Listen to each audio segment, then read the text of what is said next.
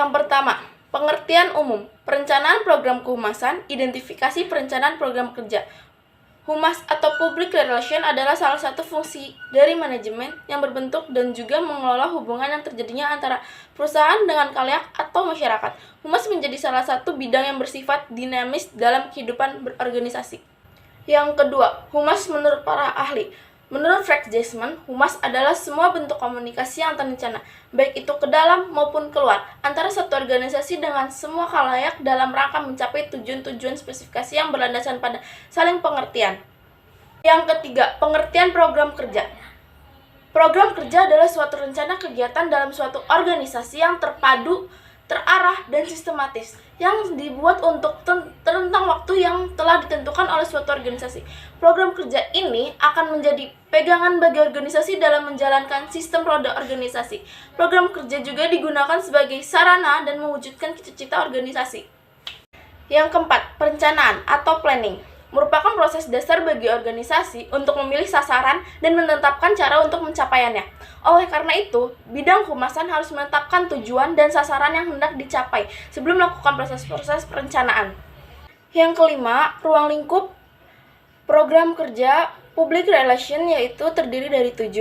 Yang pertama, public and publicity, yaitu mengenalkan perusahaan kepada publik. Yang kedua, event, yaitu mengorganisasikan event atau kegiatan sebagai upaya membentuk citra. Yang ketiga, news, yaitu pekerjaan seorang public relation dalam menghasilkan produk-produk tulisan yang sifatnya menyebarkan informasi kepada publik. Keempat, communicating involvement, yaitu membuat program-program yang dituju untuk menciptakan keterlibatan komunikasi atau masyarakat sekitarnya. Yang kelima, identity media, merupakan membina hubungan dengan pers. Yang keenam, lobbying, merupakan public relation yang sering melakukan upaya persuasi dan menegosiasi dengan berbagai pihak. Yang ketujuh, social invention, merupakan pekerjaan public relation untuk membuat program-program yang bermanfaat bagi kepentingan dan kesejahteraan sosial.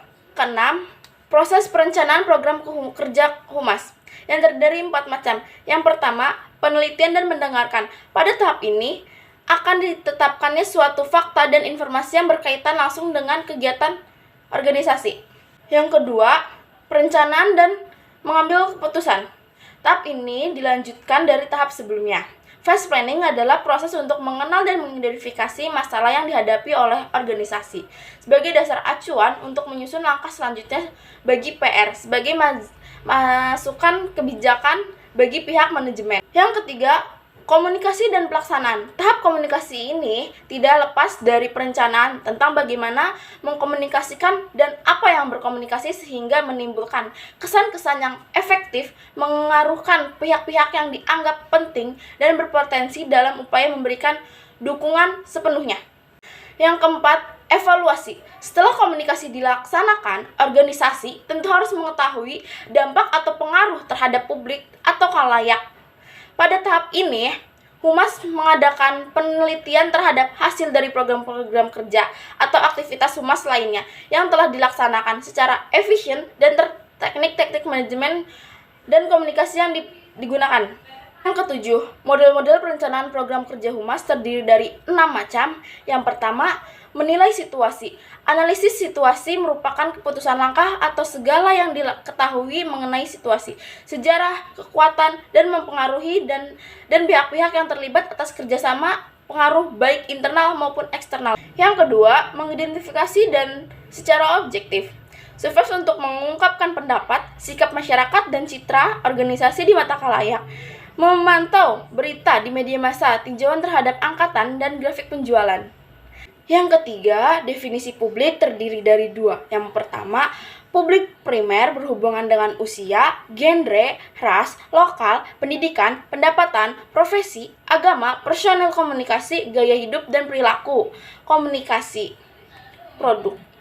Yang kedua, publik sekunder berkaitan dengan publik lainnya, bisa jadi penting atau bisa jadi diabaikan karena keterbatasan sumber daya. Yang keempat, memilih teknik dan bahan. Pemilihan metode penyampaian pesan komunikasi kepada audiens memegang peran penting dalam menetapkan dampak dan events risk. Yang kelima, anggaran. Anggaran menetapkan kebutuhan kerja, Manajemen dapat menilai program kerja yang sesuai dengan perusahaan, prioritas kegiatan, dan batas anggaran. Yang keenam, menyusun laporan yang berdasarkan tingkat liputan, berdasarkan data statistik peringkat dan jumlah khalayak, berdasarkan evaluasi sumber, pengumpulan pendapatan, evaluasi berdasarkan umpan balik statistik langsung, umpan balik media, pengikutan pemahaman. Yang kedelapan, manfaat. Manfaat terdiri dari 5 macam. Yang pertama, mengefisienkan koordinasi atau kerjasama antara pihak yang terkait. Yang kedua, mengefisienkan waktu, tenaga, upaya, dan biaya. Yang ketiga, mengidentifikasi resiko kegagalan dengan tidak melakukan perkiraan dan perencanaan tanpa arah yang jelas atau konkret. Yang keempat, mampu memelihara secara keseluruhan kemauan operasional organisasi, pelaksanaan, komunikasi, target, dan sasaran yang hendak dicapai di masa yang akan datang. Yang kelima, menetapkan klasifikasi rencana strategis sesuai dengan kebijakan juga panjang. Rencana tetap yang dapat dilakukan berulang-ulang dan rencana tertentu.